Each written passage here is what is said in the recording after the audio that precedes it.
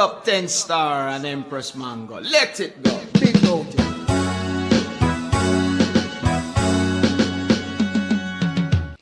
Big up 10 Star and Empress Mango. Together presenting the best in music. That's why the world loves them so much. Big up 10 Star and Empress Mango.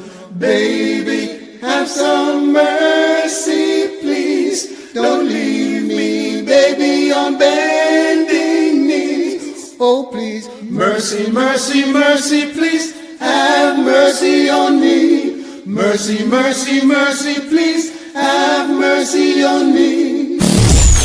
10 Star General and Sharon Mango, bringing us live conversation shows.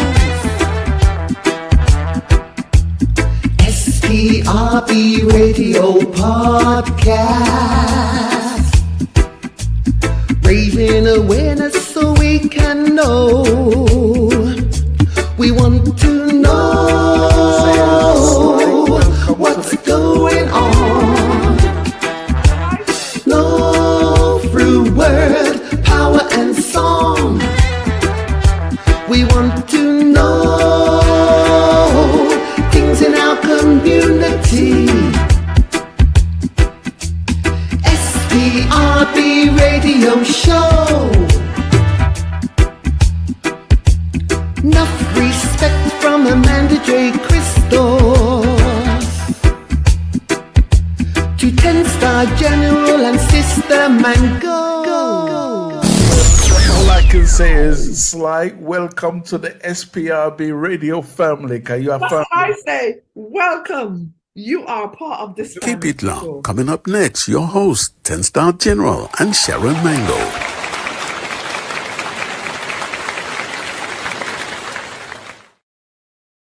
SPRB Radio Podcast.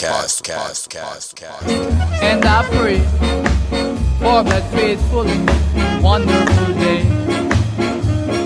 Danny, Dane, and Lorraine.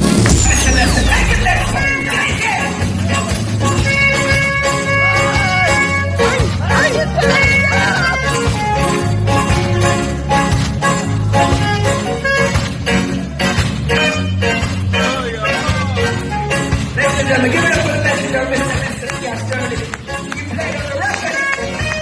Woo! It's straight to the y'all.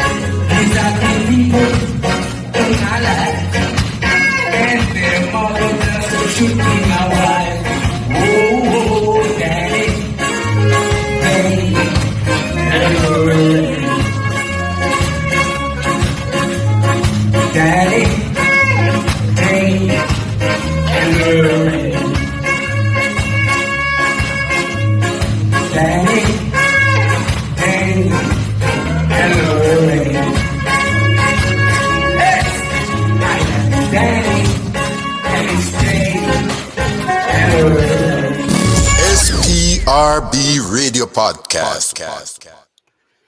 Yes.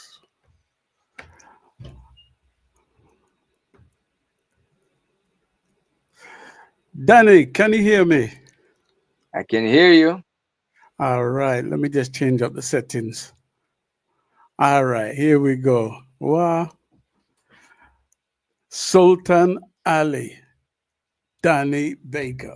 I mean, Danny Buster. Bacon. Be bacon, huh? We've been working on this for quite a while. Well, I have anyway, you know, and it's a blessing to have you on the show today. You know, so me, I had to put on my 10-star hat. You know what I mean? You can see the Beautiful. star, then, right? Yeah, 10-star. I mean, I have to salute you Wow. big time. You know, you were born for the stage. You know, Wow. and Thanks for all those yeah. kind words. Hmm? Thanks for the kind comments. Kind You're words. welcome. You're welcome. Now, Sharon Mango should be here. Timmy. Okay, Sharon, how you doing? Well, I'm doing fine. I've just traveled, a whole nother state. Got here on time and my camera's not working, but I'm working behind the scenes to make that work. Either way, it is. I still can't believe we have this man in our midst. I not think him understand 10-star. I don't think him know. You think him know who him is? You think him know? Well, he's gonna know today. If him not know who him is, you're going to know today, my friend, Mr. Sultan. Today's his Buster reality check. Ali. Yes, sir. Prince Buster. Prince Buster, son, look at you. You're the image of your father. Welcome, welcome, Thank you. welcome. Thank you. Thank you. First, let me say skelam and greetings to Miss Mango and, of course, to the Star General. Thank you guys for having me. Straight out of California, to jolly old England and back to Texas. Yeah, man. And to the whole world, all the fans of the Busters, them, the biological Busters. Mm-hmm. Yep. Mm-hmm. Well, We said the original Busters. I love that. I actually The quite foundation, like that. there's a lot of folks out there perpetrating a fraud. They didn't come from the sperm line, the DNA. We are the biological Buster backbone bloodline. Right. That's only See, right. You see the right? I'm the image of my dad. You see, it's clear. Yes. What did I say to you when I first spoke to you? Me and you were chatting for a couple hours. What did I say to you? You said I sound like my dad. Man, I could close my eyes and I'll swear blind I'm talking to Prince Buster himself. Yeah, it's true. He really does. And to see how you take command of the stage, that's another thing altogether. You know what I mean? Mm-hmm. I'm like, where that shuffle come from? Long time coming, a lot of work. Mm-hmm. Where that shuffle come from? Because that's all I want to know right now. Where that shuffle come from? Well, it's a dichotomy of things. As she says, a multiplicity of things. Because again, I'm a scare baby. You must understand that my father, the scare master, scare originator, and I grew up in a record store. And at the house, we hear music 24/7. Okay. And by the time you leave school, go back to get your lunch money is music. Go back to school for the afternoon, come back home to the shop to get money to go take the bus to go home, music. So Jamaica's the only place that plays music 24/7, 365 and everything. I grew up in ska. You gotta learn to shuffle. Not only is the ska thing, I'm a James Brown student. I love James Brown. Just like Michael Jackson. I grew up dancing to James Brown. He's in a shop right here, 127 Orange Street. My father had a big speaker box and everything. Amplifier, the garage back in those days. And we used to play all of the James Brown cut. I mean, the ones that had tempo, the moving ones. We like Please, Please. But Papa's got a brand new bag and Say It Loud and Black. And we used to, my sister and I, my brother, we used to just cut up in the shop. Cut up. Yeah. Same thing you see Michael Jackson was doing for the Motown audition. We did the same thing to my father. 127 ounces. So I grew up there watching Jack, all the greats. I'm from the old school. You must understand that. And all the greats, I respect them and I learn from them. And I incorporate that learn to my own little thing and everything and came up with a gumbo. So that shuffle is a gumbo of Jackie Wilson. Is also a great mentor. I met his son. His son, a good friend of mine, is in Vegas. Bobby Wilson, Gemini Brock, all the greats who come from the past. The Platters, you name them. And and the godfather for them all, Mr. Sammy Davis Jr. I mean, to me, the best all-around ever lived. Sammy Davis again. So a whole bunch of things. Bunch of people and influences. For real. You know, I want to take you back. You know, I want to go back to your earliest memory, and then we're just going to work our way down, right? So we want to come to the family and household. Now, where did you first and foremost grow up? Well, I was born at 28 Rose Lane. We stayed there probably about maybe 3 years. So at about 1965, 64, moved to Washington Garden. We still got a house there. We had father Right. had 2 houses there and everything. I was still there over some almost 50 something years or more. The house is still Mm. there. So we grew up, but we back and forth. Remember the office is in Orange Street. So we live 6 miles out of Western Kingston, Washington Garden. So we commute back and forth Right. 6 miles every day, back and forth to school, from lunch to school and everything. So, but Right. basically, I grew up in Washington Garden, but the root is in Western Kingston, Western Orange Street, Kingston. Orange Street, Right. Rose Lane, Beach Street. Yeah. Now, I take it you're the oldest of how many brothers and sisters?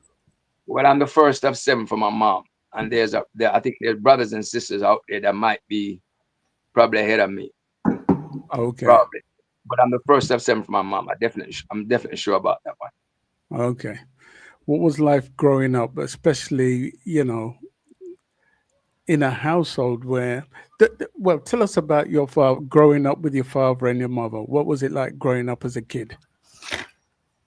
Yeah, well, a lot of things, a lot of things. Again, my father was always like, to me, bigger than life personality or persona. And let me say it clear, my father is my first hero. There's a lot of folks, I mean, children born, they got to look outside of themselves and read Marvel and comic books to find hero. My father was always my greatest and biggest primary influence because that the respect he come on in Jamaica and just being himself and what he done coming from nothing and the whole Western, what matter the whole Jamaica regard him for what work he has done everything. And plus for his courageousness, standing up for what he believes and everything. So my father is my greatest influence.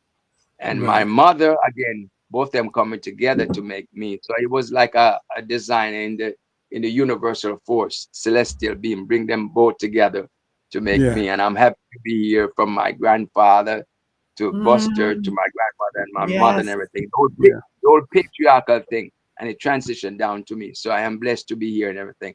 But it was good and it was great. There's challenges in life as well, but I'm telling you, the good outweigh all the bad. And more I Yeah. look back and more I think I'm surreally privileged, so to speak, to have Mm. been born in that family. My grandfather, again, another icon in my life, Buster's Yeah. father, Mr. Yes. Egbert Campbell. I mean, he Right. taught me to spell the word vile. When I was a little boy going to elementary school, like, he tricked me because he was a very learned man, very astute, learned, erudite man. And he called me one and said, "Come here." My name was Donald Campbell. His name was Fitz Egbert. And he gave me a little trick. He said, "Spell the word vile." And I was about 5 years old. I'm hearing the V sound. You understand me? The V. And I went Mm. and told him, I said, VIAL. And he got really upset with me and touched my head a couple of times. No, no, no, no, you're wrong. No You got the capital. conk. You got a conk, Yeah, right? yeah. You And gotta.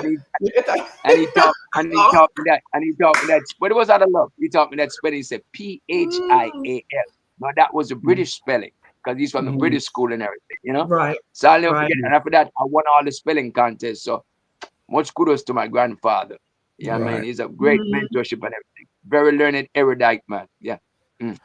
Well, what was playing on the radio back in those days? What were you listening to?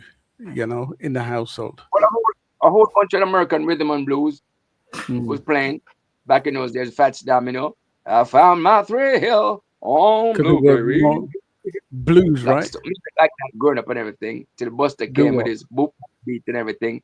And that was the Right. first musical revolution. Pushed them out of the way and everything. Because my father didn't have the visa to go to the States Mm. to buy records like Coxsone and Jukri. So he had to Mm. create something. Necessity is the mother of invention. And here come Mm. Buster with a boop beat because they turned him down from going to the farm work. They said Buster going to the farm work just to go buy some records. And he was Hmm. kicked out of the line. So he had to turn to a man called John Baker to assist him. And the rest we Mm. say is our story, Buster's story.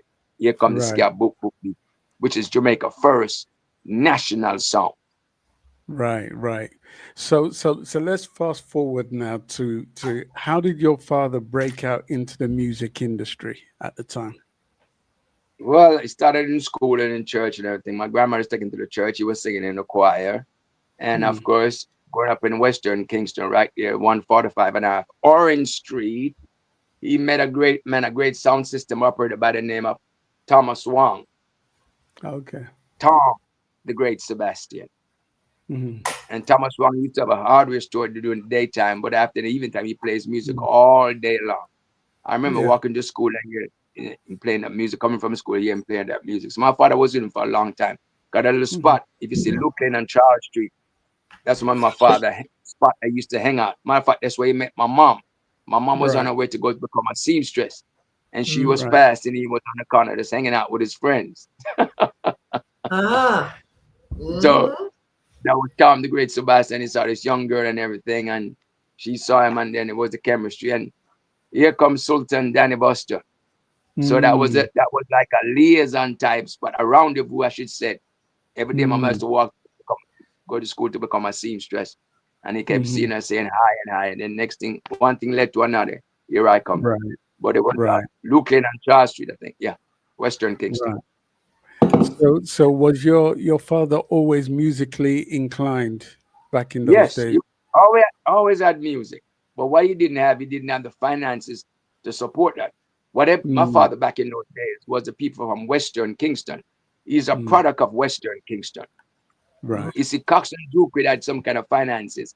Cox used to go to the farm work in Bedglades in Florida to work and everything and accumulate Hmm. his money and come back to Jamaica and buy up all these rhythm and blues exclusively and mark it up Right. sometime 500, 600% everything. Duke probably could do the same because his wife had won some kind of sweepstake lottery and they had finances. Our boss Mm. said it was a vision and a dream.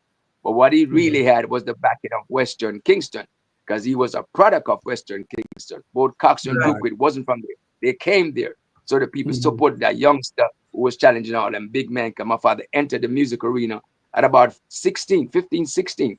And it was Mm. amazing to see a young man trying to challenge all these well-respected, well-financed men. But what he had Mm. was a vision and a drive. And the people Mm-hmm. from Western Kingston went with him and supported him. That's why he called his sound system Prince Buster, the first voice of the people. And the Right. rest is our story. Right. Now, what did he have under his belt at the time when he approached people like Coxon and Duke Reed? What I tell you, he didn't approach them. They approached him, basically, They approached especially him. Cox. Because guess what happened? My dad had produced some songs with Duke with about 13 songs, and all Mm. 13 was a hit. Include Shake a Leg, Okay. Eric Montemaris, Humpty Dumpty, Wow. Yeah. and Let George Do It with the great Lester Sterling and Rico. And up to today, people think it's Don John, but it's Rico Rodriguez. Okay. Did all the songs and Basil Gabbard and everything. 13 songs and everything, and all 13 was a hit. But guess what happened? Mm. Duke wouldn't pay my dad. I mean, he's trying to hold back the money and everything. And my father Right. went to the store, went to the Curry studio and took the masters until the bill was settled.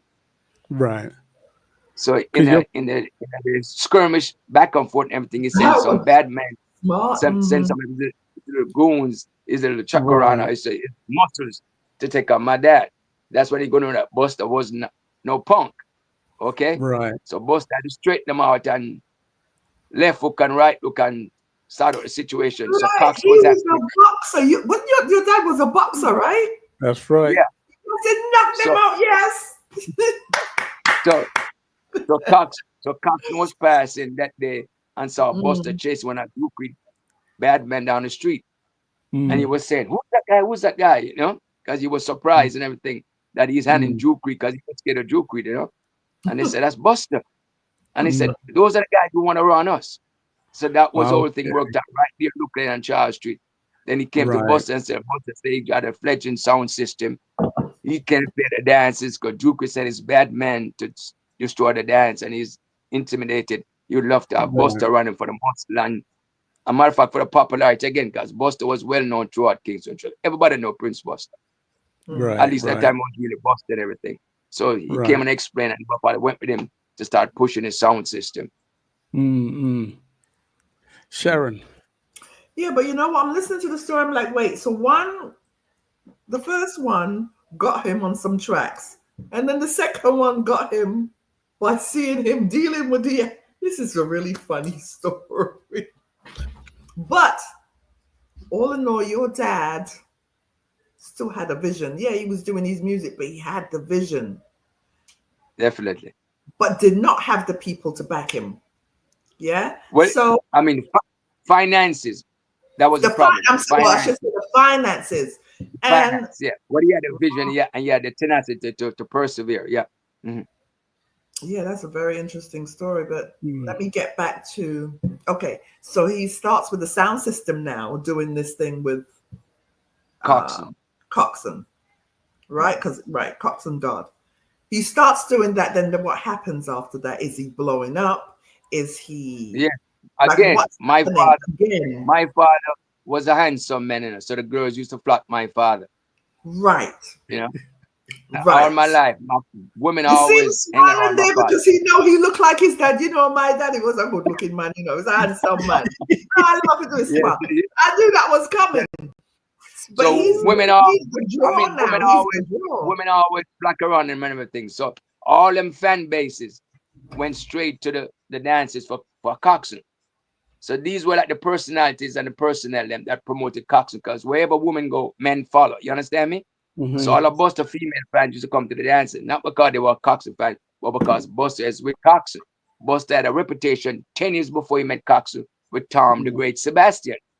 Okay. Buster cut his teeth on Tom the Great Sebastian, not Coxsone. A lot of folks have it backwards. It was Tom the Great Sebastian who my father cut his teeth on the sound system and going on the country promoting and playing the records. So he had 10 years experience before Coxsone met him. So when Coxsone met him, he was full-fledged and ready. So it was really like a journeyman. He was coming from a professional sound system. Because at that time, Tom the Great Sebastian sound system was the best sound system in Jamaica.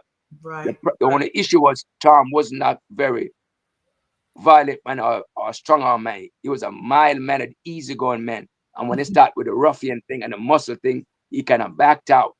When we come to music and everything, playing good music, the ambiance, loving the people, relate to the people, Tom was the best sound system. What Tom didn't have was the muscle behind him to stand up to Duke with Batman. And then he was intimidated and he sort of just walked out of the music, the sound system, and it's moving from the competitiveness. But Tom was the real sound system. So now when these dances are going, of course, people it must be pack up. Who Oh, man. Because Coxsone God. No pack up it rum. We say at Jamaica rum. Rum, right? And a cock, right? What we say in England, a cock, right? A cock, right? So all of that's going on. A cock, man. Is he seeing money? Is he seeing money? He was it started out nice. He was getting his pay. Not only that, he was working with Coxsone as far as selecting and strong arm, collecting money at the gate and everything. But what happened later on again, when the money started coming, people started to change. You see, Duke had come from the States with some record, Duke the Trojan, and nobody could visit Duke dance. Like I said, Duke was an ex-policeman. He carried 3 guns, okay? And everybody was scared of Duke. The stories must be true. Plus he had a whole bunch of bad men. He had a whole bunch of muscles around him. Is it true? Okay. You see what I'm saying? So my father went to the dance again. Because Buster grew up with all them people. And they know Buster. And Buster wasn't a little timid man. He go anywhere he want to go and everything. But what he was doing, he was going to listen to the new songs that Duke had brought in to try to counter it with Coxsone. And when he was listening, trying to find records them and try to say who sing this and blah, blah, to tell Coxsone go to States the next week to buy this record for the competition. A scorpion stung my father that night. And he had to rush to Kingston. Really? Yes, he had to rush to the Kingston Public Hospital and everything. So after he gave Coxsone went up to the States and bought his record. But here was the deal. After Coxsone purchased and acquired these records now, he was supposed to give Buster 25% of whatever he brought back. When he came back, he was delaying on Buster getting his 25%. He keep on, stalling. And my father get upset, said, listen, I can't be bothered with that because I got a vision, I got a family, I got things, I got aspiration, I got goals. So I need my money to do this and blah, blah. And he keeps saying, tell Buster to wait and wait. And Buster just walk away. okay, I say I'm going to start my own sound system. And that was the genesis of Prince Buster, the first voice of the people. And the rest is history. He defeated them all and became the king of sounds. Mm, mm.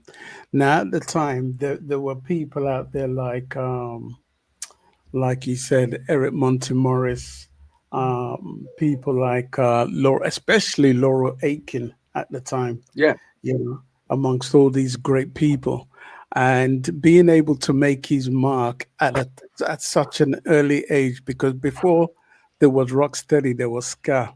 Now, your father was privy to come to the UK, right? Yeah, yes, indeed. Mm-hmm. Right. I'm just gonna find that piece. Bear with me 1 second, because I wanna us to talk about this. Bear with me 1 second. Let me just catch it right here. Uh, Here we go. Do.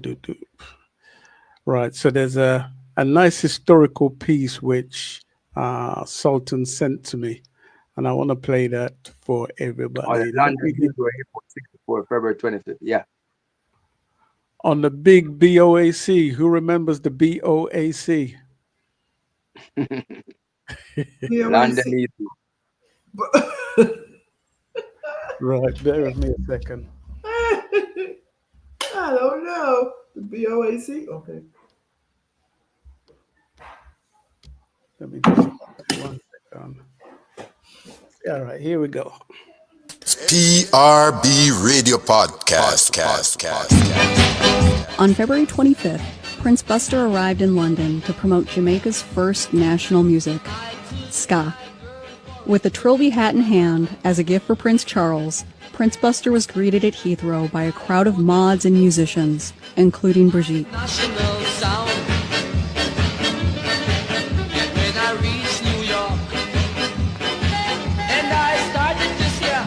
This moment here is when that iconic photo that inspired the Beat Girl design was taken.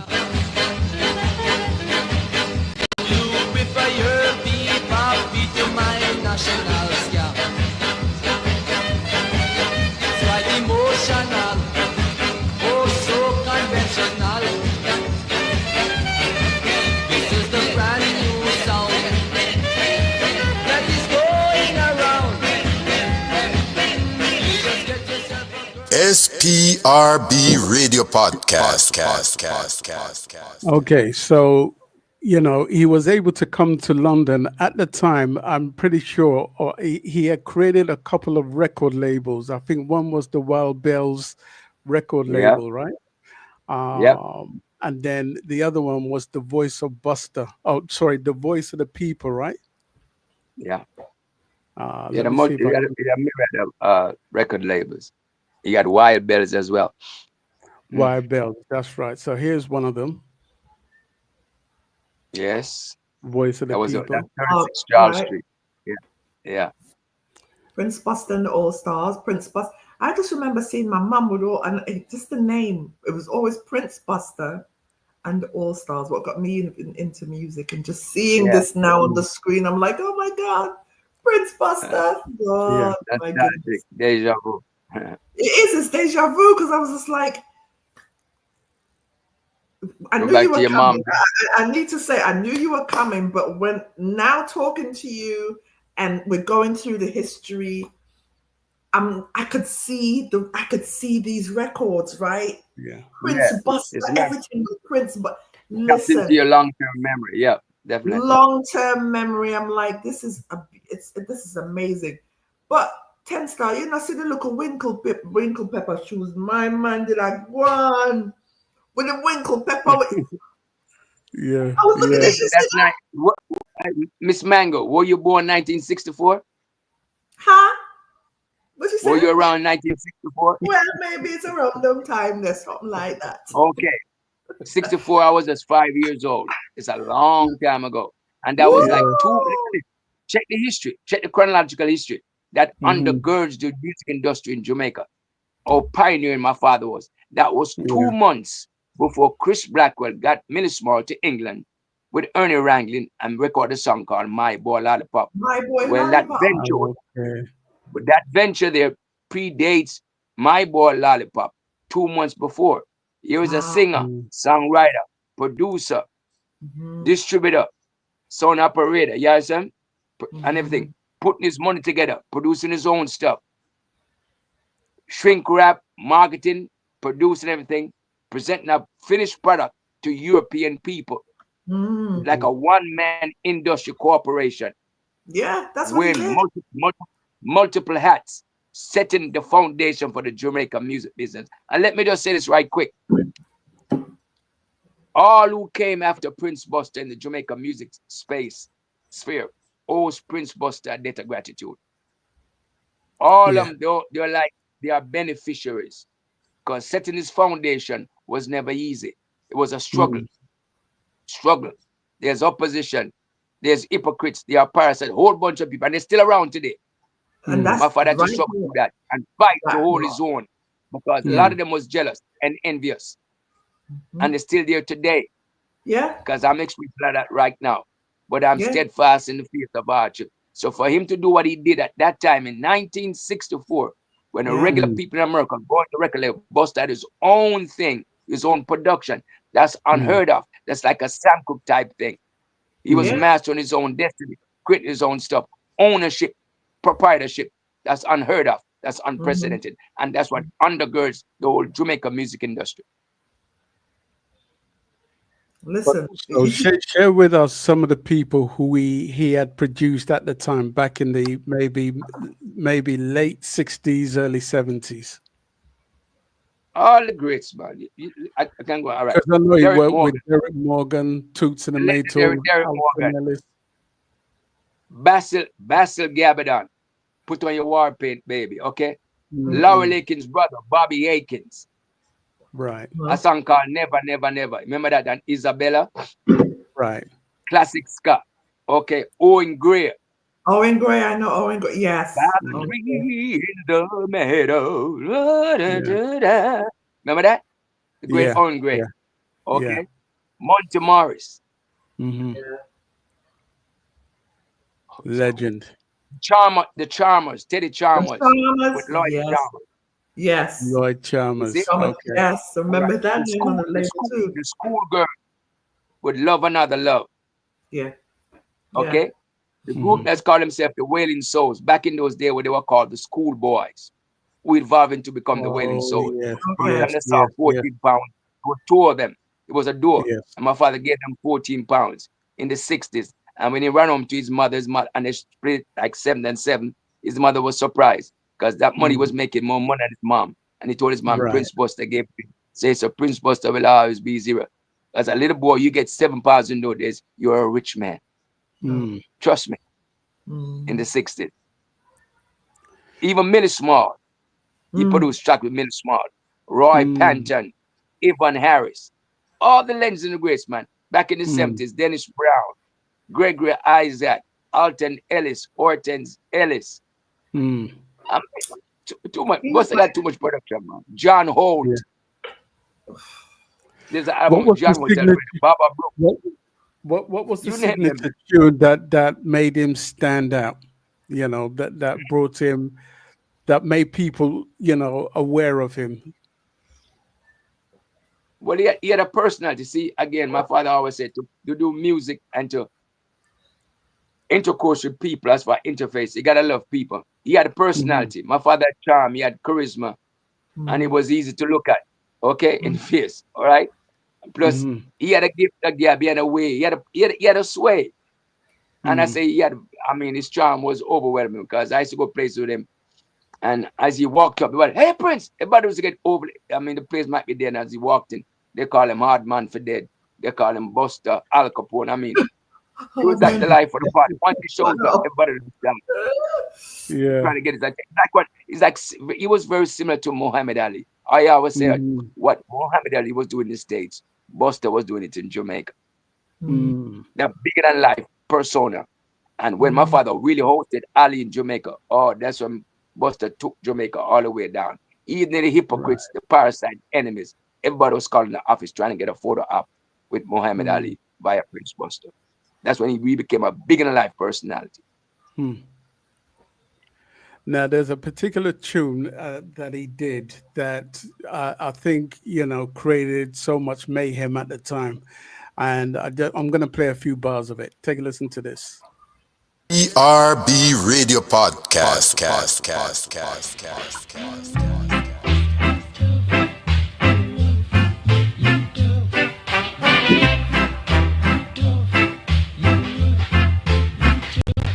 Order. Now my court is in session. Will you please stand? First, allow me to introduce myself. My name is Judge 100 Years. Some people call me Judge Dread. Now, I am from Ethiopia. Try hard, you rude boys, for shooting black people. In my court, won the beat car, cause I'm vexed. And I am the rude boy today. Who got this? Yes, sir. You know what made I remember that one, you know, I remember looking at because I was just sitting and listen to it like, this is interesting. You know what I mean? It was at a young age, I remember that one, the Judge Dredd one, that specific one. I can't believe it. Come on. Yes, memories. Now, with that particular tune, apparently it was rumored that after your father, Prince Buster, released that particular tune, that the person who we know has Judge Dredd today, you know, who sadly passed away, he got his name from your father's song, Judge Dredd. Yes, yes, indeed. And here's a backstory as well. My father, Judge Dredd, that was about probably 66, 67. Yeah. That was the influence that Sylvester Stallone took to make this movie called Judge Dredd. Did you know that? Oh, Judge Dredd, right. So there was a movie for that, yeah. Okay. Yes. Okay. They turned Buster's intellectual property idea into like a comic type, Marvel type thing. And that's what influenced Sylvester Stallone to make his movie called Judge Dredd. Yes. That was a catalyst. That's the backstory to that. Wow. And then he did another succession of songs. I think he did The Appeal and a couple of other songs. With the great Rico Rodriguez. Rodriguez on trombone doing that solo. He was on also Jules Holland show as well. Did that song live with Rico Rodriguez. A legendary trombone. So when your father decided to leave Jamaica and ended up in the UK, what was his appeal like in Jamaica before he left to the UK? Big man, big. Buster was massive, man. I mean, anybody who's anybody, even the Jamaican bourgeoisie respected Buster. But what the beauty about my father was, he never forgot his humble beginnings. That's why he said 127 ounces will always be the base. Yeah. Because my father said he came from the donkey people, not being derogative. He came from the struggling people. Yeah, the struggling people. You see what I'm saying? Okay. Remember, the donkey is the beast that carries the burden. I'm with you, yeah. And coming from Western Kingston, that's where the burden was, the struggle. Trying to come up under the colonialism and the social, economical pressures and everything. And this political, European, Eurocentric. Buster tried to find a way, listen to Marcus Garvey, trying to find a way, start to ask questions. Because once you become inquisitive and become curious, why am I people in this condition? You know, economically, social, and politically. And he became conscious at a very early age because he started questioning the infrastructure and the inequities of the society. So he dig a little deeper. That's why he got into Islam and spirituality and studying theology and all this stuff to try to a semblance of knowing what's really happening. Yeah. Right. So we ended up in the UK, and I think he not created, but he played a big part with the Blue Beat record label. Well, he was king of the Blue Beat. The Blue Beat started by his manager, Mr. Of course, Emily Shalit and Mr. Siggy Jackson, everything. And what happened when they heard the ska, because the ska has like a walking bass line. And Siggy Jackson always deemed this guy to be like sound like blues because of the bass line movement. They call it the walking bass. So he set up a label called Blue Beat. And the Caucasians in Europe, they used to call this song, I mean, the genre Blue Beat. Yeah. You see what I'm saying? But it's really ska. Even Chris Blackwell spoke about that. In Jamaica, we call it ska. But by the time I enter Europe, they call it Blue Beat because they were fascinated with the record label. But that's really was a record label. So somehow what, as far as the population and people start to asking for it, it became like a little genre. So ska / Blue Beat. But the record label was called Blue Beat. But the European people didn't know the root of it. So they call it Blue Beat. So I just hyphen it and attach it together. So I call it ska Blue Beat. But Blue Beat is really the record label. It's always blue. I'm with you. Sharon. Now your dad, as much as he was, so involved in the music, politically, like what? Let me think about it. It's something you said. Your father saw maybe the oppression or depression of people poorer or whatever was, financially struggling, and decided to dig deep and see why. And I think your father was trying to make a difference, if I'm correct. Your dad was trying to help a situation. Am I correct in saying that? Because he never forgot where he came from and did not want to see anybody struggling. So what was the driving force behind that? He had all this stuff going on. I'm trying to paint a picture. Now your dad was this, he becomes an icon, right? From his home until he crossed seas, and not forgetting where he came from. He still wanted to see that his people were coming up too. Like, what was it about him that was like that? What was that about? Like, what really set that? Because again, he was true to the cause. Because again, when you start to grow up Western Kingston, you start to watch the political affiliation. My father grew up at the time with a man called Hugh Shearer. My father told me that when he was a youngster on Orange Street, he used to say Hugh Shearer, who became the Prime Minister of Jamaica. He was like a cousin of the first Premier, Bustamante. But my father got his name from Bustamante and everything. He used to drive up Orange Street past my father's home, okay, with the fancy cars and girls always running around. Hugh Shearer. And my father said to himself, he told me that years ago, he said, one day I'm going to have a fancy car like that and girls going to be around me and everything. And it did happen. It did happen. But he used to admire Shearer, who was like a political campaigner for the Jamaica Labour Party. And he was a member of the BIT, the Bustamante Trade Union, under Norman Mann and everything. So on the Bustamante, the BITU, sorry, that's what it is. Bustamante Trade Union. But he was a speaker, like a galvanized person, promotion, go out and promote the parties and everything. He was like the mouthpiece for the JLP party. Fancy cars, always dressed nice, and women is always around everything. And my father aspired to have cars and have female around. And it did happen. He had one in the island cars and everything. But at the same time, he never forget the downtrodden. You see, Prince Buster was like a one-man charity organization right here in Western Kingston.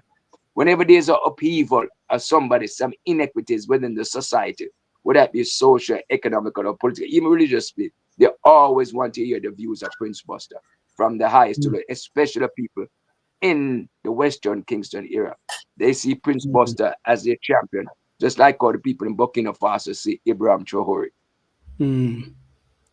Now, your dad acquired a lot of knowledge. Was it through schooling? Was it street knowledge? Like your dad?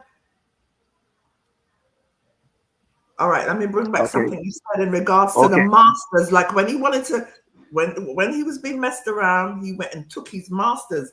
What was his education at that time? Like, how did he know? Well, my father went to 2 schools. He left school at the age of 16 and entered the business arena. That's why it was uncanny to see the young boy challenging Coxton Druquid, which was his senior, had more money and was more established. He came with us. He was very spirited. Plus, he was popular, like I said, and he was easy to look at and everything. He had charm and charisma, and he moved his way to all the political barriers. Buster's one could go to the PNP thing and go to the Labour thing and move. He had friends on both sides of the aisle, you see what I'm saying? And they all loved him because of his character, his persona, and the energy that he exudes and everything. So he could transcend barrier, just like he met Muhammad Ali. At that time, he was Cassius Clay. And he hit it off in England and toured Derek Morgan back in the early 60s. And they brought him to Islam and everything. But he was always studying, asking why, the inequities, what happened to my people. And he saw the struggles and he wanted to learn. Plus, he was a Garvey follower with a student of Garvey as well. And Garvey was talking about the UNI here, the Black Star Liner, do for self, entrepreneurship, determine your destiny, sovereignty, right to self-determination, all those stuff. And then when they met Muhammad Ali, Muhammad Ali, yes, we brought him to Elijah Muhammad. That was like the icing on the cake, and the rest is his story. So you met Elijah Muhammad? Yeah, via Muhammad Ali, yes. Okay. And that's how his name got changed to Muhammad Yusuf Ali. And subsequently, my name came from Donald Leroy Campbell to Sultan Muhammad Ali. Right. Right. So your dad just like it's the picture so much bigger when you know like where it comes from. And your dad, I had it at the tip of my tongue what I wanted to say about your dad. He had a vision for greatness. Definitely. Yeah. He was born for that time. I know exactly what I wanted to say. What your dad did, he challenged people. He asked the questions probably nobody thought to ask. Nobody was thinking in that manner. And if they didn't have an answer for him, he was going to go find the answer and bring it to fruition. That's who your dad was.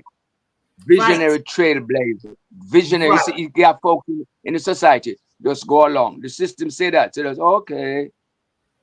My father was like that. That's I'm right. not like that.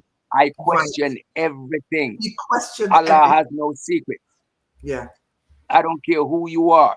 I don't buy titles and I don't buy position. I buy the works. My father always said a true mark or measure of a man is by the work he or she performs. His work speaks volume. So I don't buy it, but we say in Jamaica, puss in a bag.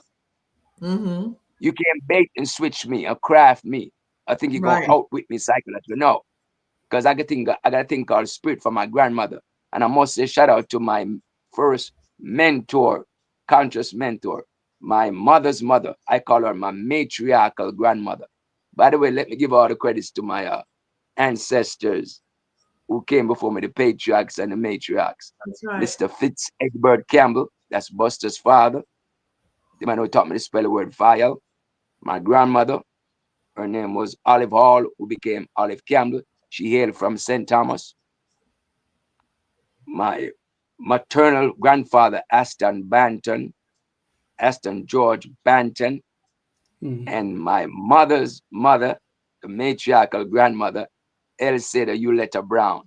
She was my first teacher, not teacher, Teacha. She took me to my first dental appointment. She's everything to me. And guess what this woman told me? And she hailed from a place called Moko in Clarendon. And she always said, come and tell me a girl. She said, Danny, ayo, from the day you born, your papa never for call him mama. In England, I ask after a teaspoon of sugar. Well, let me break it down in regular English so regular folks can understand. As opposed to break it down for the folks. What she was saying, because my mom knew about my dad before he met my mother. See, my grandmother was like an entrepreneur. She'd have a little stuff on the side of the street, you know, about selling a boiled corn, roast corn with a coconut and bananas and all the stuff. So my father used to pass in the daytime with his friends. So my grandmother was aware of him because my father had a reputation in the street from day one. That's prior to my mother who met him and everything. And she said, Danny, from the day you came into the world, Buster took off like a lightning rod. You came and changed everything. And my grandmother wasn't a person like erudite as like my grandfather. Because she grew up in the country and she was like the black Cinderella. Her job was to tie the pig and the cow and the goat. And they give her all the hard domesticated work and everything. So she didn't get that kind of schooling. What she get was a spiritual schooling. The innate natural teaching from Mother Nature, Mother's wit.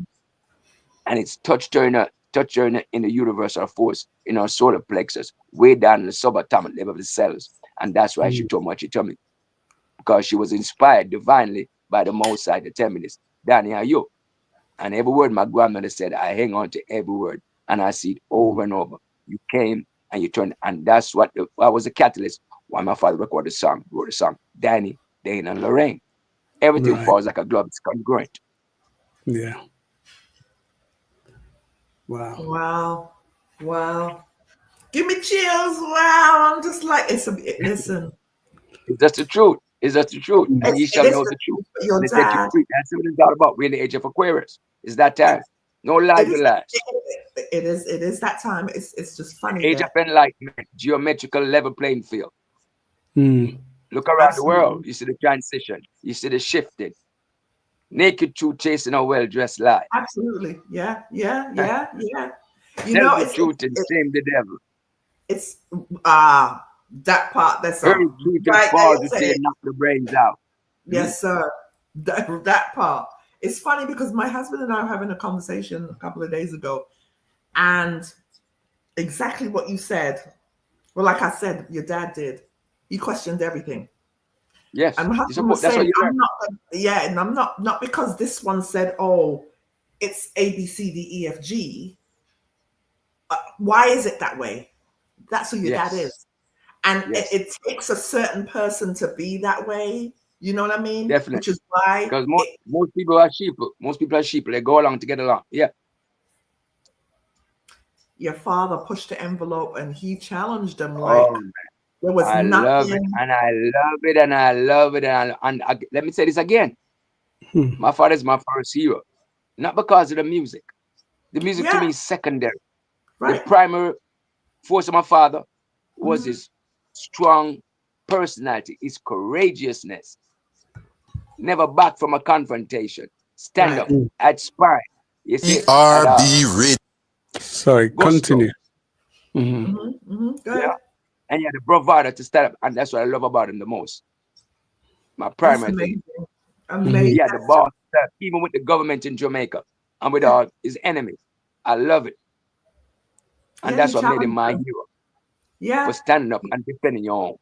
he did. He said, put your back against the wall and fight like hell. Yeah, I love that.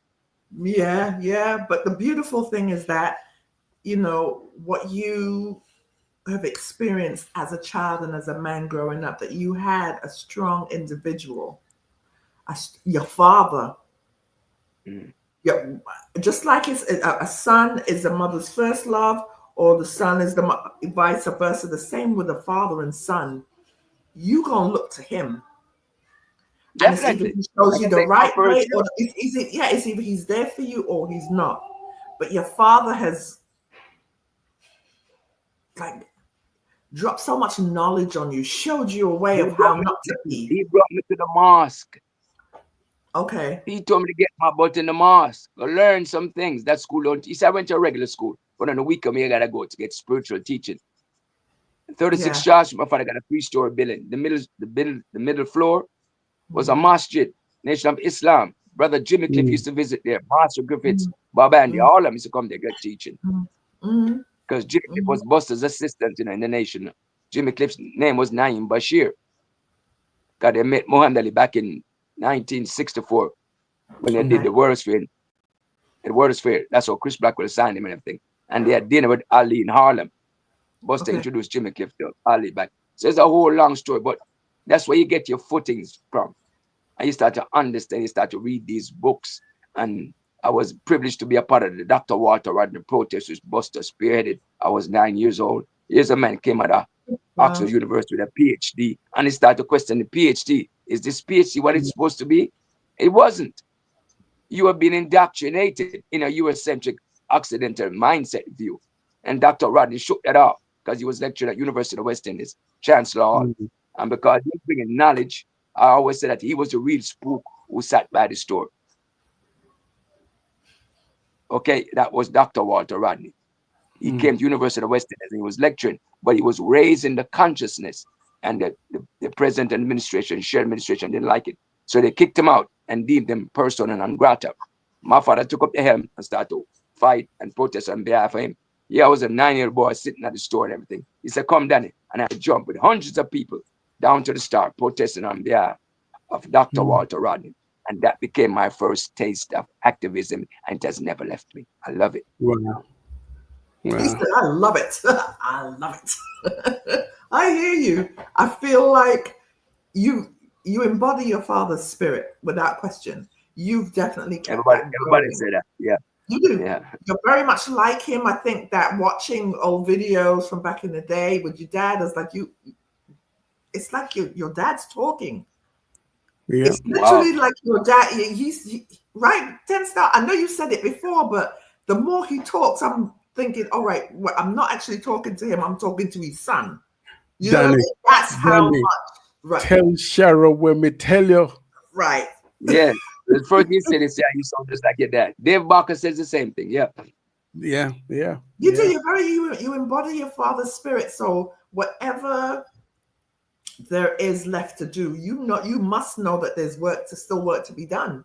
Because Oh man, come on. you I've been would working, not. sweetheart. Trust me. Oh, no, I've been working. and I believe you. He's left a legacy of positivity, of spirituality. There's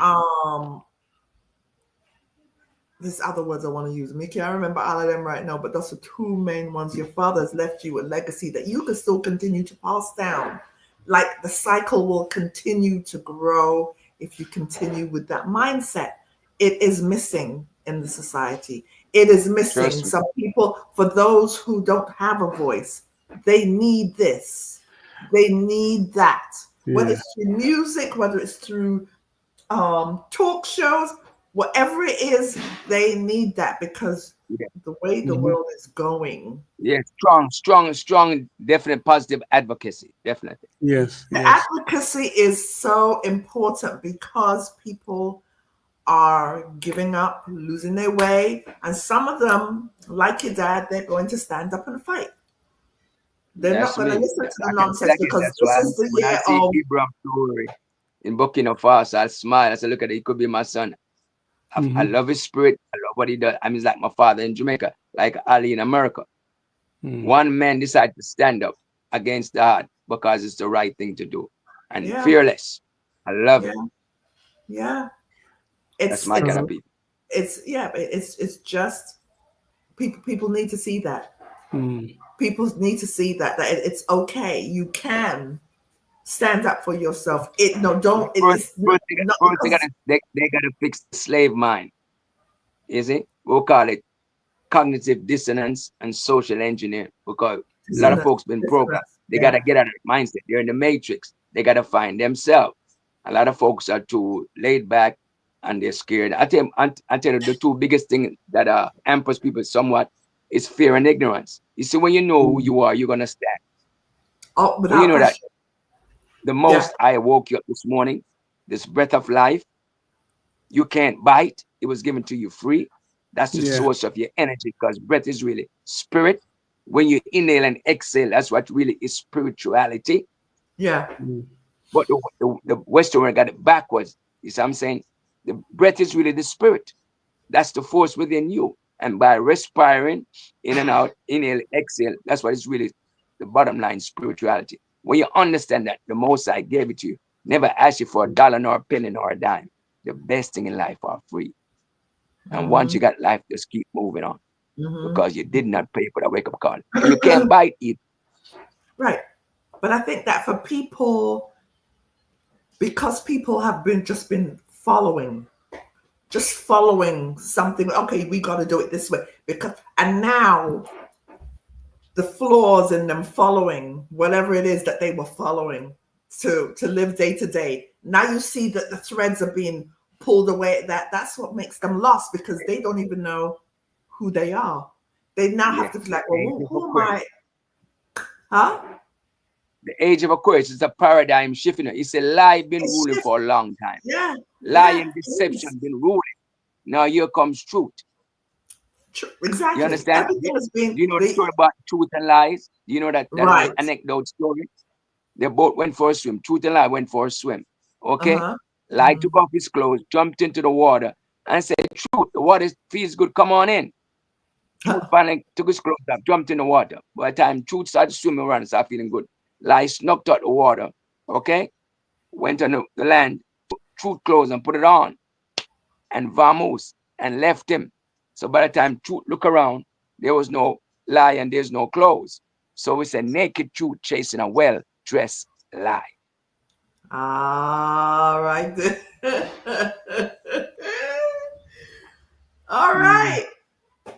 real deep. Like That's what's happening right now. That is what's Yeah. happening as we speak right now. But it is. The truth It comes is up the and challenging truth. the lie. Right.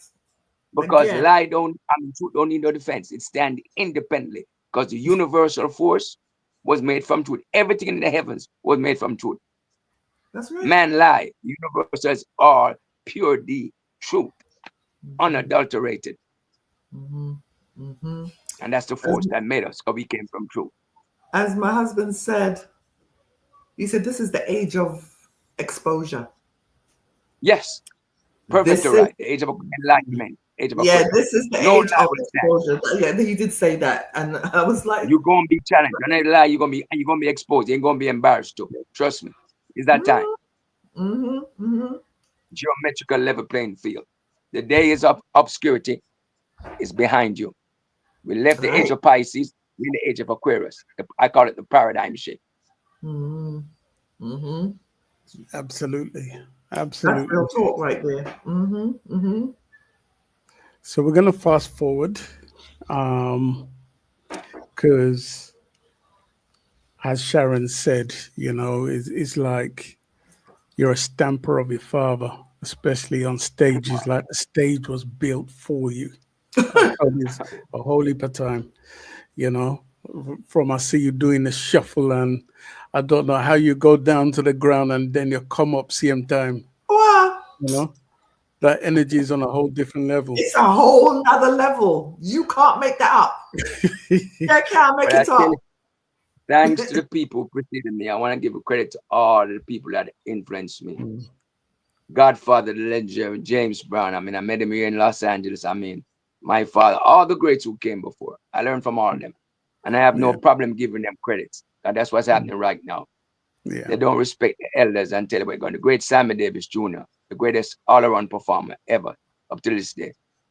Michael Jackson, Prince, all of them. You see? I'm from that old school and everything. And when the music touches you, it takes you off in that thing called energy, frequency, and vibration. That's the new currency right now. And it takes you to another level. I don't know what I'm going to do on the stage. It's energy moving me in frequency. And at that time, it's happening.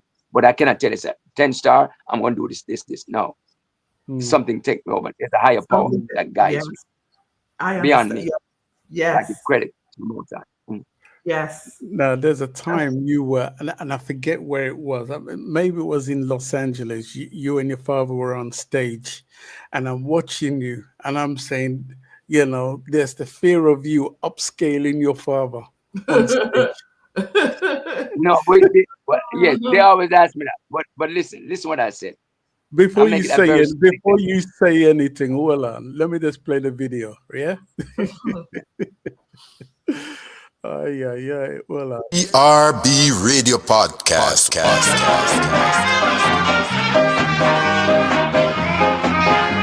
Ladies and gentlemen, my son, Sultan.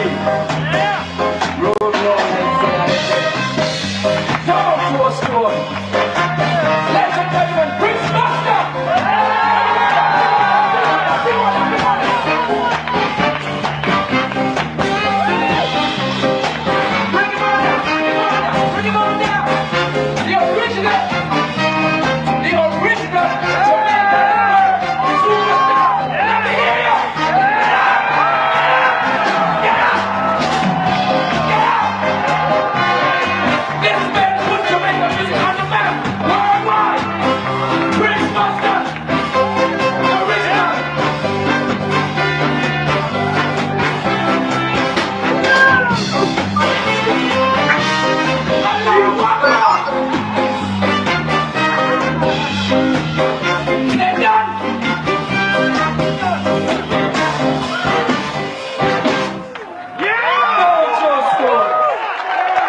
SPRB. Oh, Jesus. You saw that split, right? Yeah. How you do that splits, I don't know how you do it, but yeah. And I want to play another video of you in Hong Kong, because you did go to Hong Kong. I want you to tell us that story of the Hong Kong. But before you do, let me just play a little clip. ERB Radio Podcast. Al Capone guns don't argue. Yeah, it's showtime. It is showtime. It is showtime, y'all. We ain't playing around. It is showtime. Don't call me Scarface. My name is Capone. Yeah, everybody. C A P O N N E. Capone. Go, Sketch, go.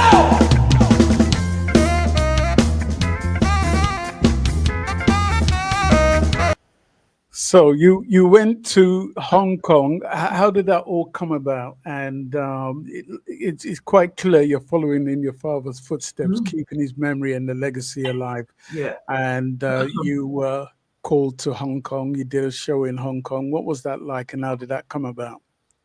Oh, oh, a lot of story, backstory to that.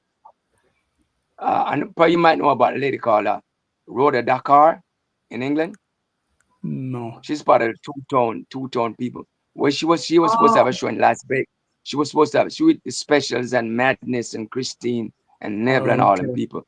And Suggs from Madness. I know who you're She was talking supposed to have about now. a performance in Vegas, and she was booked, but something happened, and then she couldn't make it.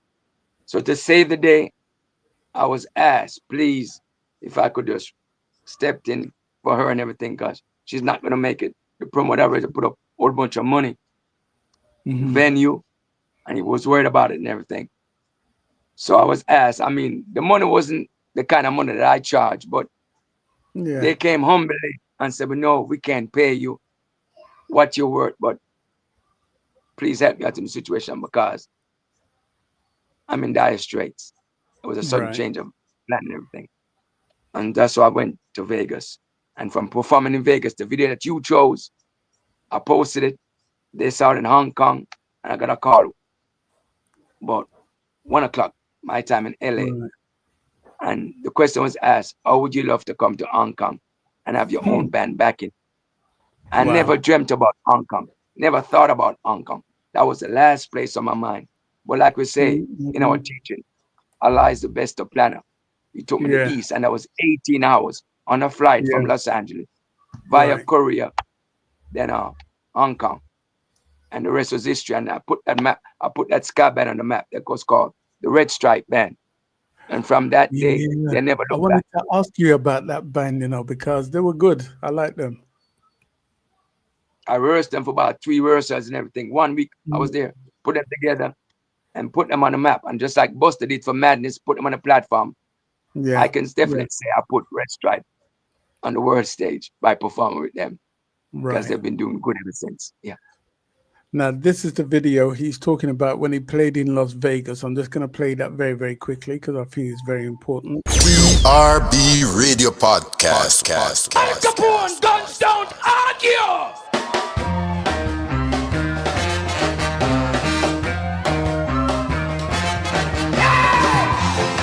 Don't call me Scarface. My name is Capone. Yeah.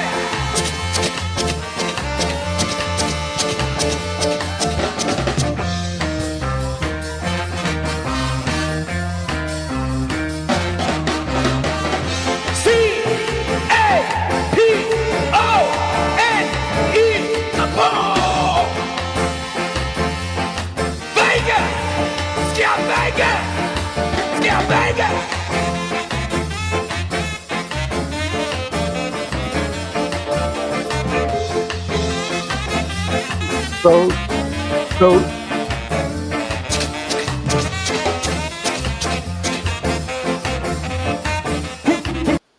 So basically, that was the performance they had seen that got you to Hong Kong. He called me he inboxed me through Facebook and everything and said, how would you like to come to Hong Kong and have your own bang? I said, Hong who? Hong where? Hong what? Never thought about Hong Kong. That's what I'm telling you. Your life, you don't run the show. You see, there's a higher force that runs this whole universe. And once you tap into that, and just be relaxed, let go and let the master does perform his work. And that's why I entered Right. Hong Kong, because Hong Kong was nowhere in my psyche. Right. Zero. But that's where I had to go. I had to go to the east. And Mm. I flew 18 hours. Never in my life that long on a plane. Went to Korea for 4 hours, and from Korea into a place called West Kowloon, Hong Kong.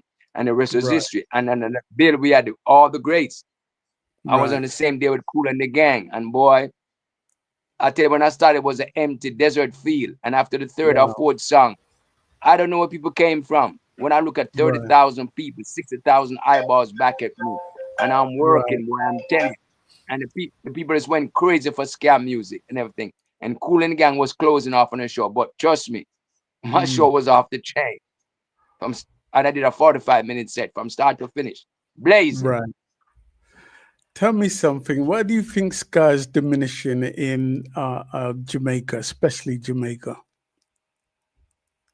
It's again, scare's not really diminishing now. You see, again, the Honorable Marcus Garvey, the Godfather, said, a people without a sense of their past are like trees without roots. Mm. That's the problem. It's when you Yeah. don't know who you are. They call you John Tom, Mr. White, Mr. Black, but that's who you really are. Mm. It's when Right. Jamaica understand the significance of what they got and what undergirds it, what undergirds all the music industry and different genre is Yeah. the ska music. And no tree cannot live without a root. Anytime Mm. you negate a root, you're gonna die. Every edifice, Mm. every housing has to have a strong foundation. And that's why I Very tell you, I true. keep that thing, because I understand the mindset, because there are about 2 generations in Jamaica who basically have no clue what ska is all about. But when I go to Europe, there's a whole over 2,000, 600, 2,000 bands, ska bands in Europe, and growing even to South America. I went to Mexico, the same thing. Wow, I didn't even know Central that. America. It's ska is the music, Mm. you know. And let me say this, as we are on this topic right now. When I was at Mm. UCLA studying contract law and business law, UCLA, I was called by my agent to go on a movie set up in Glendale, California. And on the break, Mhm. go and get some refreshment. I came around to go to the canteen, the mobile canteen, Glendale, California. Mm. I saw a man off in the distance, maybe about Yeah. 100 yards, sitting in a director's chair, reading a script. And as I got closer in proximity, I was very startled and alarmed. You know who that man Mhm. was? Mr. Harry Belafonte. Well. Oh, wow. That was Mm. 1995 while I was going to Mm. UCLA, okay, Westwood. Wow. And I was so shocked and startled and alarmed. I walked over to him Yeah. and introduced myself to him. And we took up a conversation and took him from his, he was a movie. He was reading the Mm. script. And we had about 15, 20 minutes of conversation. And that man told me something so profound. I'll never forget that. 1995, Glendale, California. And let me quote Mm. him verbatim from his lips to my ears. He says, Ska is the best music that ever came out of Jamaica. End of quote, as per Mr. Harry Belafonte. Right. I Right. don't need nothing else. Why? He's the man. Why he's the Mm. man? He was the first man to sell 1 million records before Frank Sinatra, before Pat Boone, before Andy Williams. Right. He put RCA Records on the map, selling the first Mm. 1,000,000 units. And he was the person basically single-handedly is the catalyst behind the Grammy Awards, because RCA Mm. at that time was about to give him an award. Right. And they were trying to design the whole thing. And the award official stuff, but what his achievement was, it triggered into a thing called the Grammys. And if you look on the Yeah. Grammy, it comes from the RCA gramophone. Mm. Mm. You get my drift?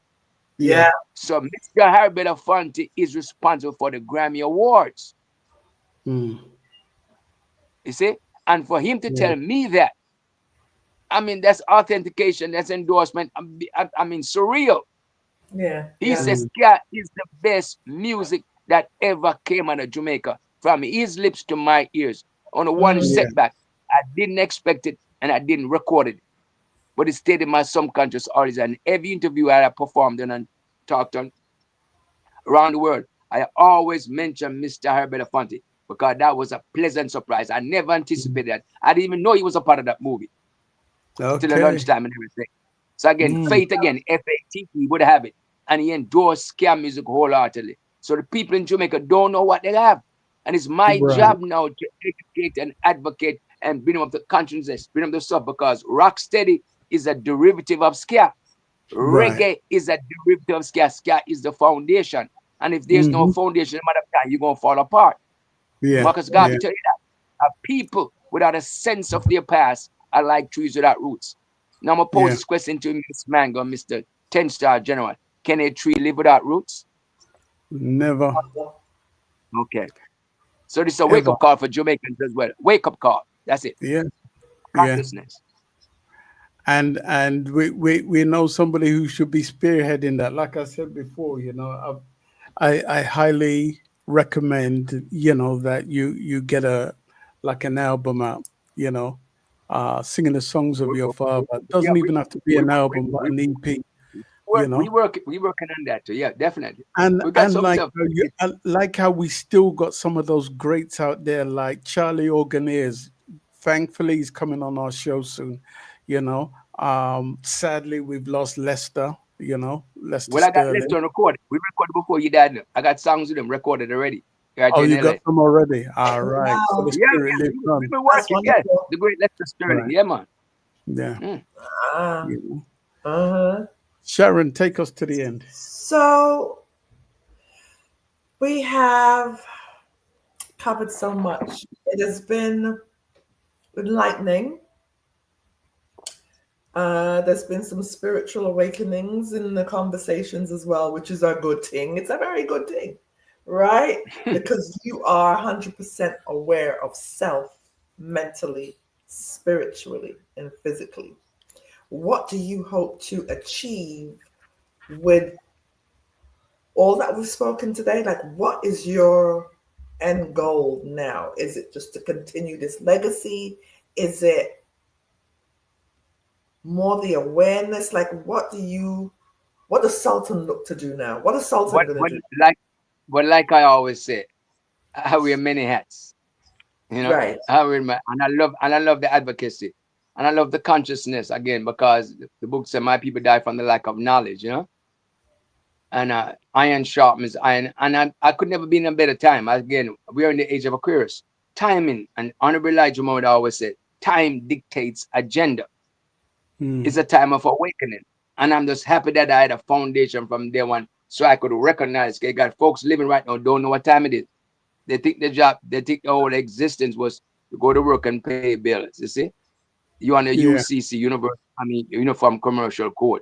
You're in the Admiralty Maritime Law. It's a lot of things. I'm into the law thing big time. They don't understand that they've been programmed into a system that does not benefit them.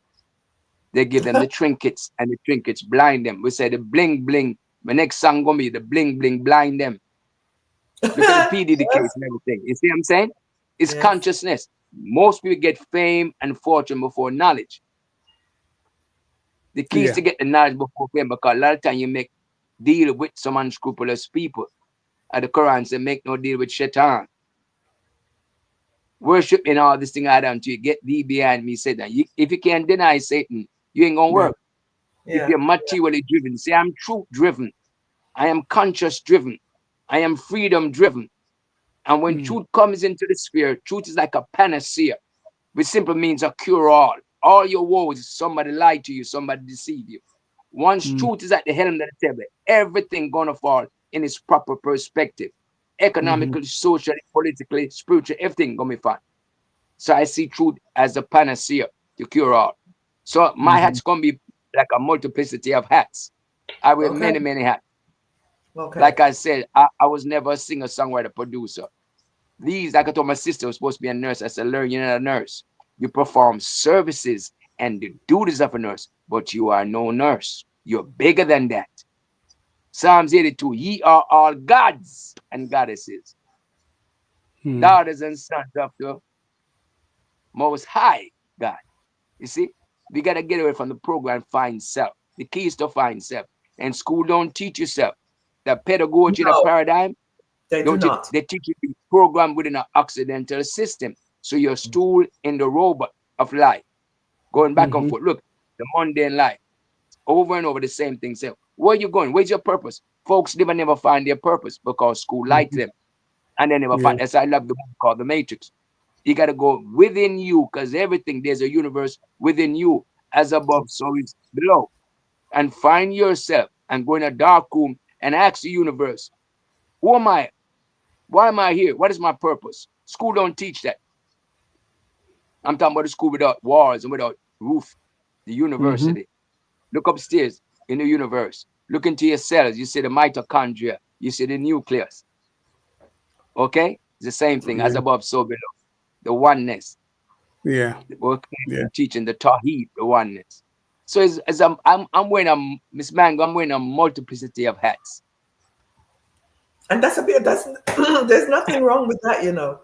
It's you're not just one thing. You are so many things, and hopefully all these things. For the 4 years I studied to prove myself. I mean, to show thyself approved. And I understand what's happening.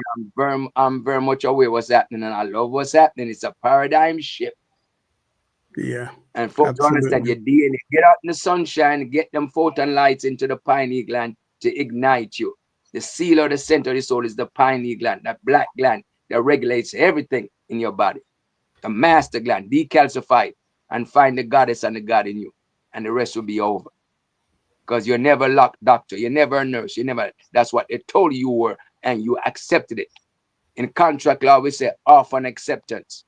But before there's an offer and acceptance, there has to be a meeting of the minds. It's a prerequisite to any contract, even treaties between countries. So when you understand the law thing, it make your life much better. Well, you can see through the game. I mean, exactly. I mean, if somebody out there is listening, whoever's listening, because you know this is going to be there for people to reference back. But if they listen to you and never pick up that book, believe me, this interview, they would be well educated.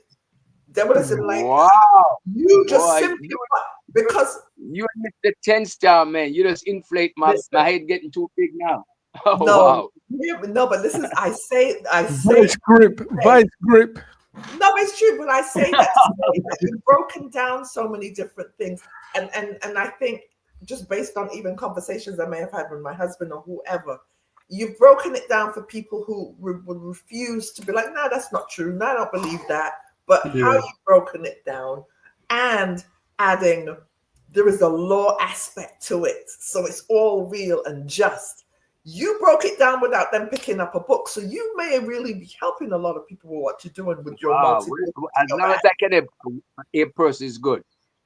Because I got 3 children, and once you sow the good seed, I mean, it's out there. I'm a father for all, especially the black men. I understand the plight of the black men around the world. When I went to Hong Kong, I saw it over there. I went to Mexico, I see it. I mean, it's like a pandemic. But it's rise, like Marcus Garvey said, up ye, mighty race, you can accomplish what you will. The time has never been better. It's our time right now. So we're putting it out there, and I'm raising up the conscience. Like I say, it's a multiplicity of hats and things I got to do. But then I was chosen for this. Because my granny said, Danny, are you? From the day you born, you never found out your mama for a teaspoon of sugar. And while I'm here, let me just say this right quick. Prince Buster, Muhammad Yusuf Ali, Cecil Campbell, Voice of the People, book is a national hero from Jamaica. And let me send something out to Mr. Andrew Hollis. Prince Buster is a national hero, without no doubt, for Jamaica. Miss Louise Bennett, Cloverly, Mr. Randy Williams, those were Prince Buster's mentor. They are also national hero and shero. I was in a movie in 1975 when I was at third from Kingston College in Jamaica.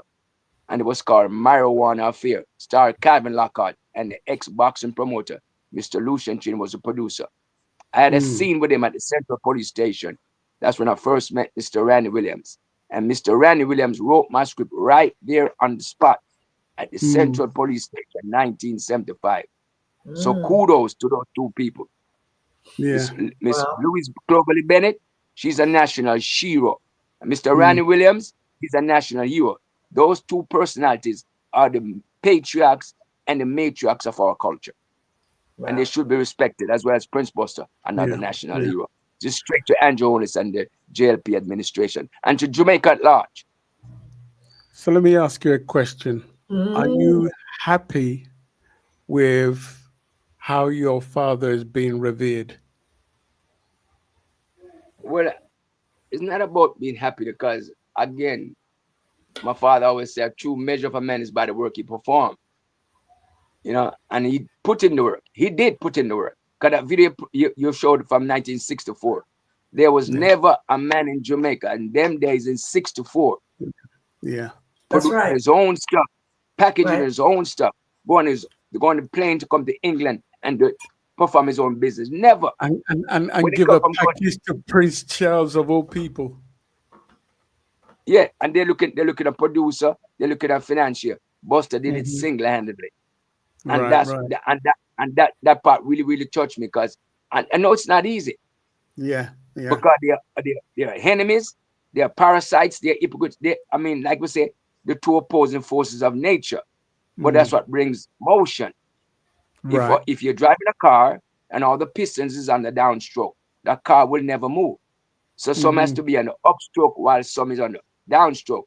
So the the polarities of life causes motion. So there's an upside as well. But you got to understand and find the equilibrium. The Quran tells about mizan. Everything in life, try to find the balance or close to the balance. Right. Well, I tell you what, I'm going to play 2 more videos. I want to play this next one only because I saw somebody in there, so hola. You saw somebody in there. ERB Radio Podcast. Was it something that catapulted my father? Because before me, there was nothing. I came in my father's life in 1959. And before the Prince Buster was just like a regular, ordinary man in Jamaica. And I was born December 59, 1960. He took off like a lightning rod. And he's undoubtedly, and I must say this also, Jamaica's first superstar with no apology. It's Prince Buster. So they better get the historical record right. He was the first producer to take the Rastafarians inside of a recording studio. Because at that time, it was a segregation. The Rast was just seen to be an outcast. He took his own money and went to Counter Ozzy and Warwick Hill and took it to the JBC studio. And as a result, he got a song called Oh Carolina. 1959, the song that made Shaggy famous. So they should love Prince Buster. He was a true revolution. But in the time of B3 time, music goes on. Come on, maestro, let's get in it.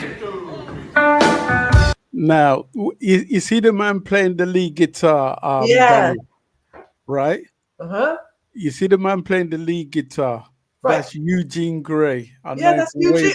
It's when I said, oh, I know who we're talking about. Yeah, that's Eugene Gray. Yeah. And back then, and why I took out this clip because back in the day, me and Eugene did a show called The American Roots of where the music came from, especially when we talk about reggae music, So I found that amazing. But here's another clip where I want Danny to talk about it because I know this is another song which is dear to his heart. And I actually found a version of it where he was in Skamouth. Here we go. Oh, okay. RB Radio Podcast.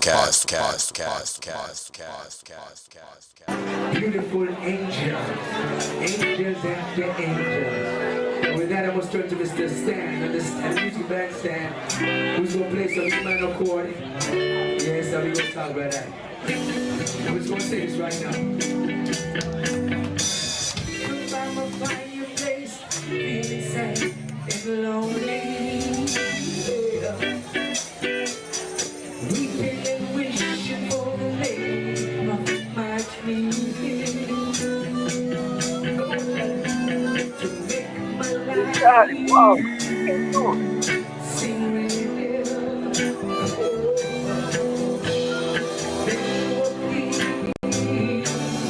And the person on the left-hand side of the screen, that's Charlie Organeers, the legendary Charlie Organeers. Yeah. All right.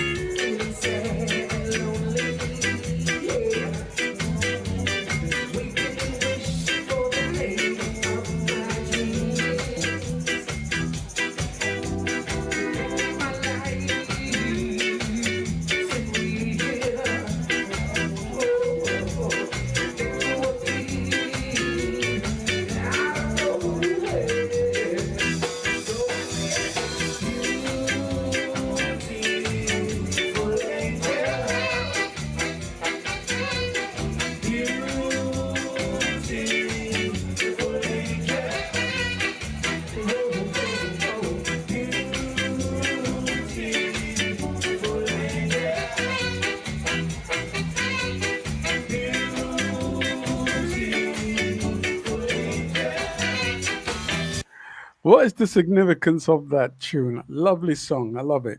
Beautiful Angel.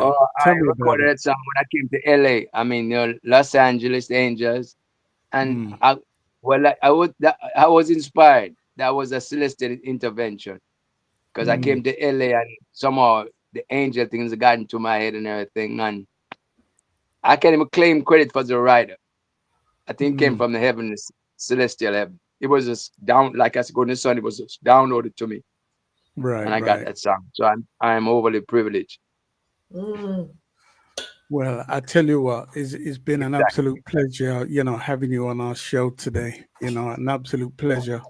Is there anything you'd like to say to anybody out there right now who might be listening? Well, first let me acknowledge some of the greats because I don't think the I call them the ground foundation people. They have gotten Right. their attention and Right. their recognition. Let me call up some names. As a little boy, I watched those men, my father, in short pants, and I admired them. And you know, people like my father, the man who was very instrumental in my father's career. It was even at my father and my mother matrimonial wedding. Oh. A man called Mm, Drum Bagel. His name was Arkland Parks. He was the backbone of Prince Buster. Mm. mm, He gave Prince Buster all the drive and impetus to come up with that scam music. He was a drummer. Arkland Parks, mm, Drum Bagel. And the mm, bass player, a man called Rupert Miller. They call him Blues. This is Jamaica premier first rhythm section. Predates Sly and Robbie. Predates Family Man and his brother Carly. Okay? mhm. The gong foundation for Jamaican music. Let me say it again. Drum, Bago, and Blues was a gong foundation rhythm section of the Prince Busters All Star. All them great ska songs you hear, Ten Commandments, Danny Dan and Lorraine, One and Wash the Other, Enjoy Yourself. Mm. Those was Yeah. Drum, Bago, and Blues, the foundation rhythm section for the Jamaican music business. Predates the Scatterlights with the Mm, great Jad Jerry. Jad Jerry was a member of the Scatterlights. He was on guitar. If you yeah. listen to Danny Dane and learn the guitar introduction, that's Jad Jerry himself. A man Okay. called Snapping Theophilus Beckford on piano, a Right. song called Eat the Snapping. These are legendary people that people don't talk about. Right. Foundation, Gongdation, okay? Gladdy Anderson. We just had a birthday for him the other day. I mean, 2 days Yeah. ago. Another Yeah. foundation, Gongdation, okay? The Yeah. great Lester Ska Sterling, who played in all of most of Buster records. It was him and Charlie, all them Mm, solos. And he played them a most beloved song of all the annals of time. Danny mm, Dane and Lorraine. Bless the story. He passed on, so may he have peace. He passed on. And him Yeah. mm, and Charlie Organ here, yeah. he played in all of Buster big songs. So the harmonica player, trust me, all the great Mm, songs you see, all different producers. Respect mm. due to Oh. those people. Yeah. And all them people So, came, the foundation people, them.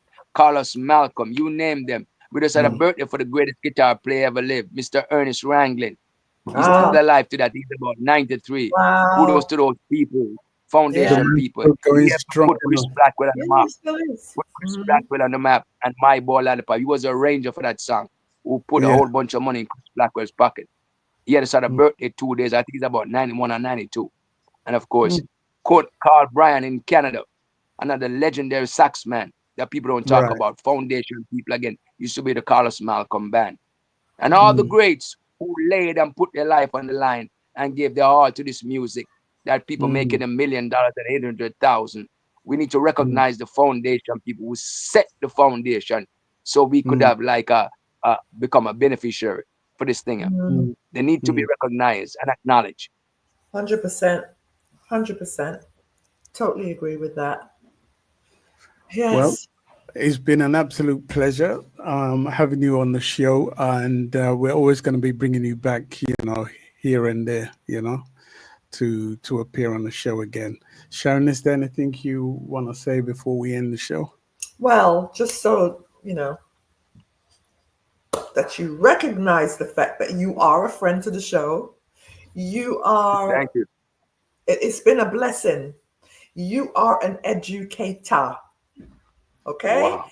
If you are an educator, let's recognize who you really are. You're not there yet, but I'm telling you what you are. You have all these hats, but you're an educator. Thank you. That will come about in a whole nother way. But remember and recognize who you are and what your strength is. It's called education. Wake up the minds of men. Become critical thinkers. But that's what it is. Now that's your real purpose, opening the mind. You can open that mind just like total recall. The man is mind in Islam. Man is mind, yeah. Yes. That is the spiritual side of the brain is the mind, definitely. Open the mind, body, and soul, and it will all work out in the end. And we thank you so much. Energy, frequency, and vibration. That's it. Continue to shine on with that because I receive it. I feel like I am that person. Thank you. I was able to donate that to you. You're grateful to your husband as well, and just 10-star general. This interview has been a long time coming. Mm-hmm. Yes, you know that 10-star. It's been over 13 years. 13, he said. Daddy Maestro was supposed to get you on the show.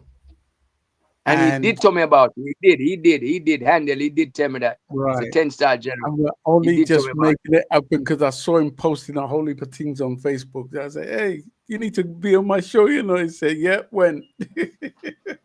Listen, as much as it didn't happen then, that was 13 years ago. I weren't there. Yeah. We were, well, not said there, because he is my friend.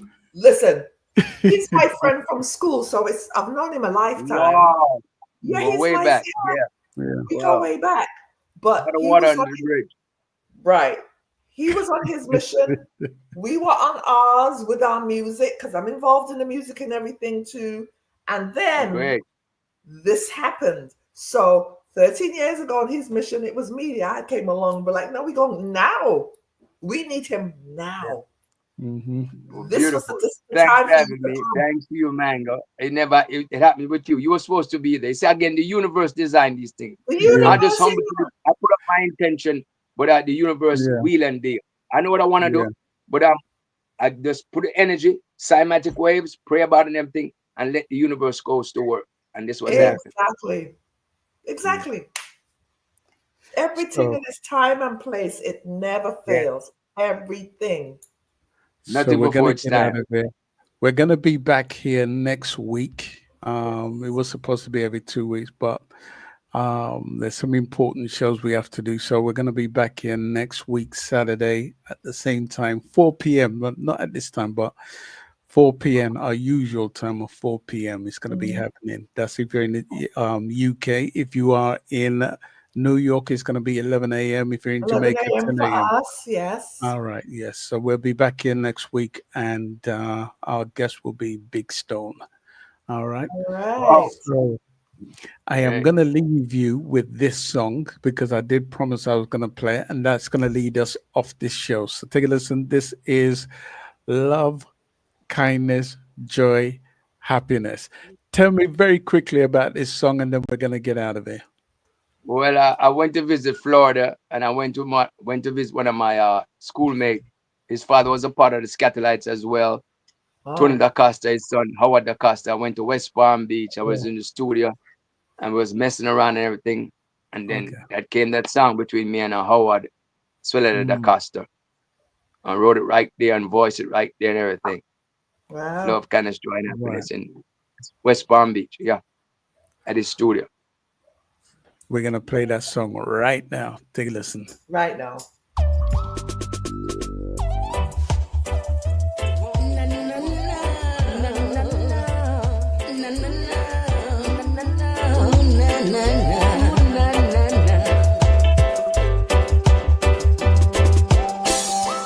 When we first started out, people filled our minds with doubt. They claim we're not good for each other. But through all the hurt and pain, so strong this love remains, taking us through the good, the bad, the sun, the rain. Now I'm totally committed to you, baby. And that's how it's gonna be. No ifs, no buts, no maybe. top. You and me, baby. We keep on doing our thing, and that's the way we will win. You and me, lady. Love, kindness, joy, and happiness. We'll stand together through this test. And I tell you what I'm going to do. I'm going to play one more because I did promise you I was going to play this one too. This one threw me off balance, and I said, "Wait, I thought it was 10 this." star. I'm not hearing the audio. No, I didn't hear the audio. Oh, you can't hear the audio. No. Oh, I didn't hear it. oh, did you hear it, Sharon? Yeah, I did. Okay. I don't know how he All did right, it. let's play it one more time. Tell me if you hear it. Love, kindness, joy, and happiness. You hear it? You can't hear that. No. Oh Lord. Oh dear. You know, makes sense. We play it then. No, you can't hear it. Well, I tell you what, we're going to be back here next week, Saturday, and our guest once again will be Big Stone. So we're going to get out of here. Danny, 10-star salutes. Thank you for me. Scalam and greetings. Thanks for having me. Miss Mango, Mr. 10 Star. Yes, sir. Yeah. I want to thank Peace, DJ Mighty Matrix, also DJ Maestro for being here, and all the others who are on the outside. Thank you for tuning in. We'll be back next week, Saturday, and we're going to get out of here.